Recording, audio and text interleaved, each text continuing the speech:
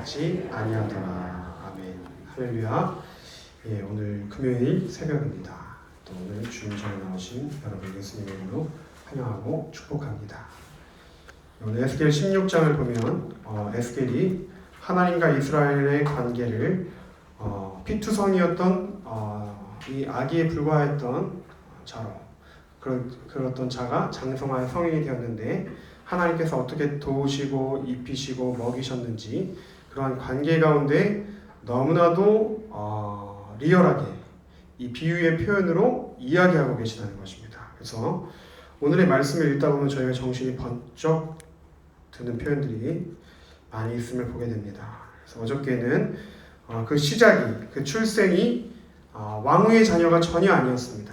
오히려 도리어 비천함 가운데 죽을 수밖에 없었던 피투성이었던 자, 바로 그가 누구입니까? 이스라엘이었습니다. 그 이스라엘을 살펴보았습니다. 강보에 쌓이지도 못한 채로 건천에 내버려진 존재가 누구였냐 하면 바로 이스라엘이었다는 것입니다.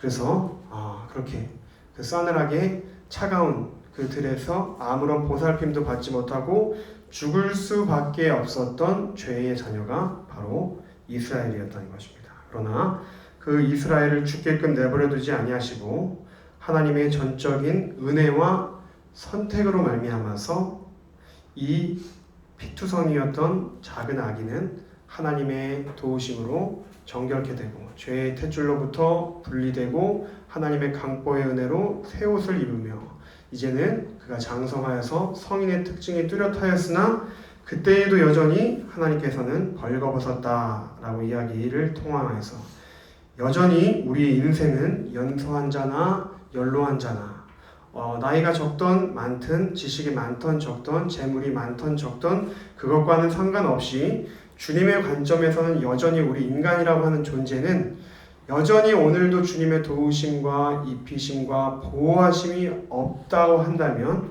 피투성이에 지나지 않는 연약한 생명체라는 것입니다. 그 연약한 생명체가 누구냐 하면 바로 첫째는 이스라엘이요 둘째는 저와 여러분이라는 것입니다. 그래서 그러한 저희, 이 연약한 저희를 주님께서는 돌보아 주셨습니다. 또 여기까지 인도해 주셨습니다. 근데 그 여기까지가 어디였냐 하면은 바로 왕의 식탁까지입니다. 여러분 생각해 보십시오.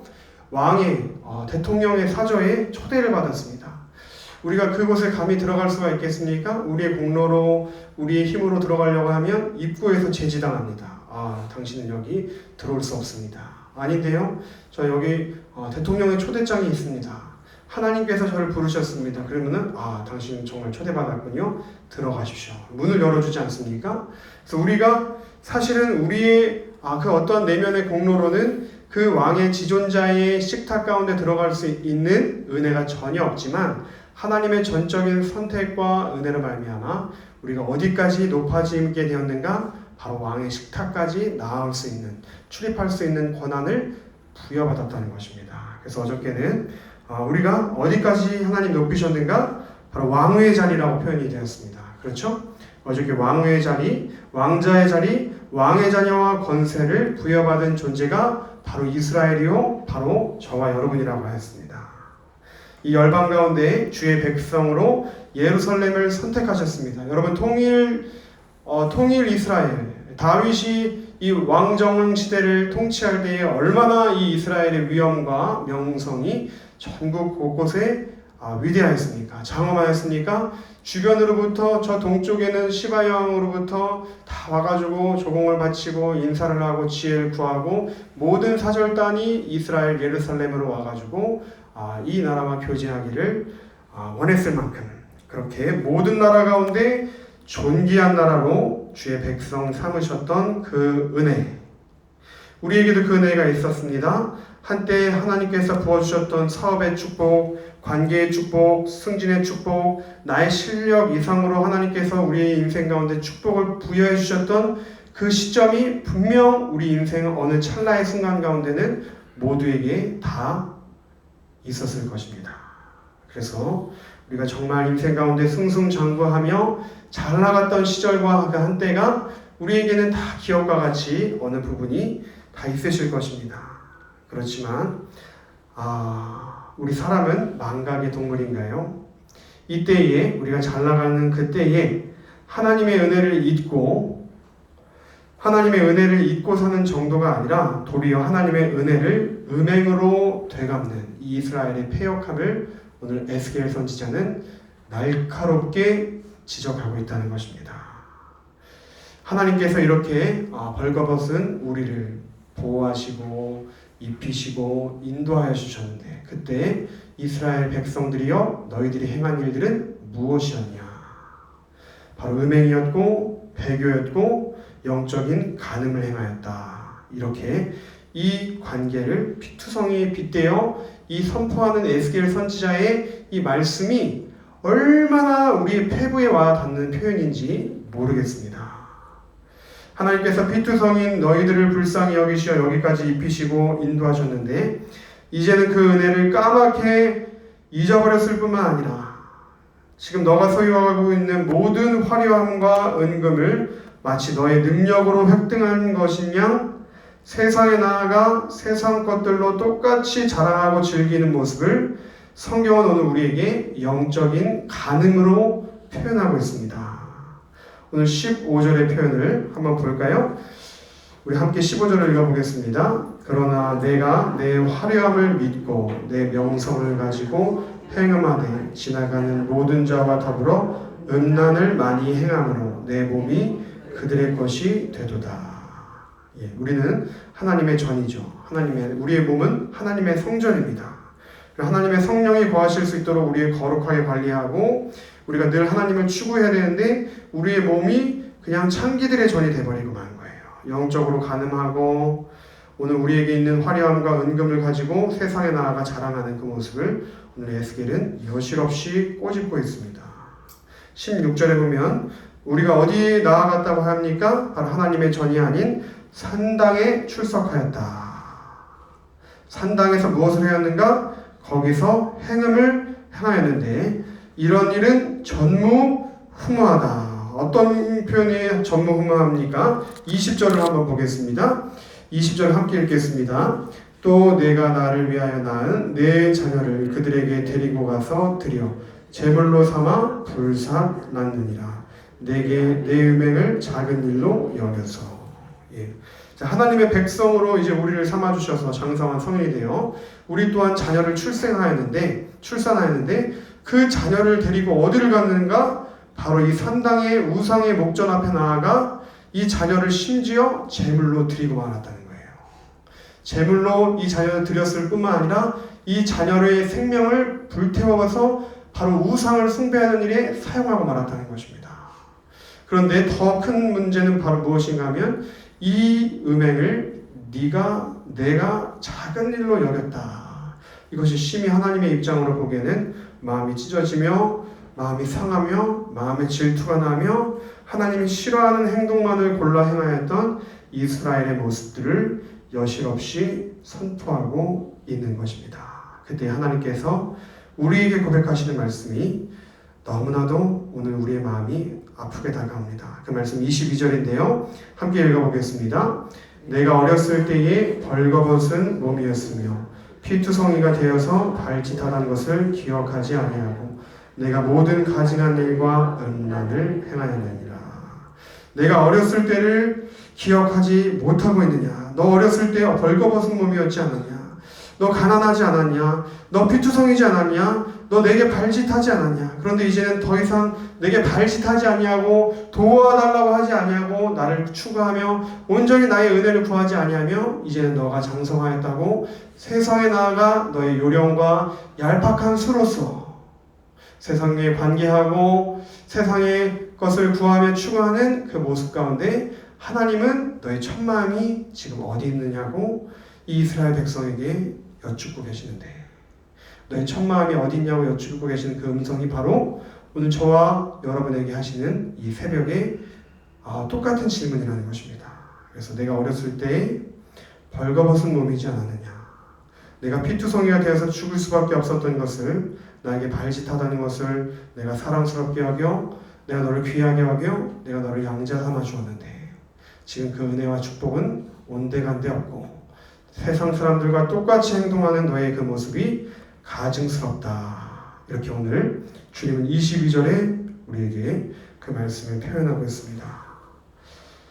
23절, 24절을 보면 우상 숭배뿐만 한 것이 아니었습니다. 바로 이 이스라엘 백성들은 하나님이 아닌 다른 것을 의지하였는데 바로 그것이 어떤 것이었는가? 바로 주변인과의 관계를 통하여 나의 안정을 추구하려고 하는 그러한 모습이었습니다. 즉 더 정확하게 이야기하자면 이방 나라와의 관계와 연주를 통하여서 여기에 기웃하고 저기에 기웃하고 애굽을 의지하였다가 블레셋을 의지하였다가 아수르를 의지하였다가 갈대아를 의지하였다가 오늘 이렇게 여기저기 사람들과 지금 관계하며 그들로부터 안정을 추구하려고 하는 이 모습이 바로 행음하는 아내의 모습이다. 32절에 그 남편 대신에 다른 남자들과 내통하여 간음하는 아내로다. 굉장히 높은 표현의 수위로 지금 이스라엘 행태와 실태를 여실없이 지금 꼬집고 있는 이 에스겔의 표현을 우리가 살펴볼 수 있습니다. 오늘 이 모습이 또한 우리 대한민국에게도 주는 그런 하나님의 말씀이라고 저는 생각합니다. 지금 이 대한민국을 둘러싸고 있는 북한과 또 저 미국과 중국과 북으로는 러시아와 남으로는 일본 이 국제적인 정서의 지형 가운데 우리가 정말 연약한 위치에 피투성이와 같은 우리 대한민국입니다. 그러나 오늘 우리가 하나님만을 전적으로 의지하고 하나님의 은혜로 지금 여기까지 우리가 정말 분단의 비극을 넘어서 성장하였는데 자꾸 주변 나라에 어디에 붙을까? 여기에 붙으면 평화가 있을까? 저쪽을 추구해야 될까? 이렇게 항하지 말라는 것입니다. 오직 하나님의 은혜로 여기까지 왔듯이 지금부터도 앞으로까지 우리의 앞날과 이 조국 대한민국을 이끄시는 분은 바로 미국이 아닙니다. 중국이 아닙니다. 바로 지금까지 인도하신 그 하나님이시. 지금까지 인도하신 것 같이 앞으로는 하나님 우리 조국 대한민국을 지켜보아여 주시옵소서. 또 우리 나라와 또 우리 가정과 우리 교회를 지켜보아여 주시옵소서라고 기도하실 수 있는 귀한 저와 여러분 되시기를 축복합니다. 오늘 정말 그렇습니다.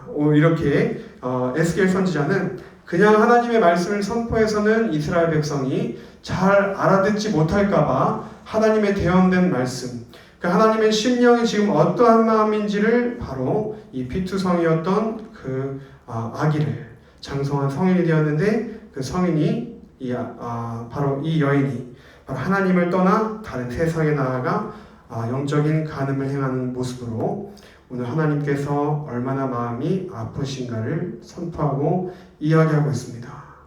북이스라엘도 멸망하기 전에 호세아라고 하는 선지자가 활동을 하였습니다.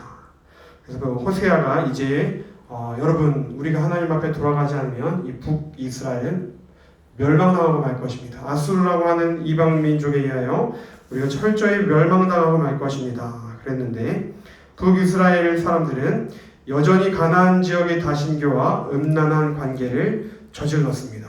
그래서 하나님께서 호세아를 불러다가 너는 가서 나의 찢어지는 이 마음을 전파하라. 그래서 일부러 이 하나님의 선지자인 호세아에게 가늠하는 여인이었던 음란한 여인 고멜과의 혼인을 이렇게 인도하셨어요. 그래서 이 호세아가 아내가 있는 이 호세아, 고멜 또한 남편이 있는데 이 남편은 거들떠보지도 않고 세상에 나아가 남자들과 어울리는 거예요. 심지어 창기로 팔리고 맙니다. 그런데 호세아는 먼 길을 찾아가지고 어떻게든 다시 자신의 아내를 찾아가지고 자신의 은금의 값을 치러서 다시금 그 여인을 향한 그 여인을 붙잡고 있는 그 랜섬, 그 몸값을 지불하고 그 여인을 다시 구출해서 자기 집으로 데리고 옵니다. 그래서 새 아이를 출산하는데 이 여인과의 관계 가운데서 바로 출생한 3남매 첫째 아들 이스라엘, 하나님이 흩으시겠다, 하나님이 심판하시겠다. 둘째 딸 로루하마, 내가 너희를 긍휼히 여기지 않겠다. 마지막 로암미 아들이죠.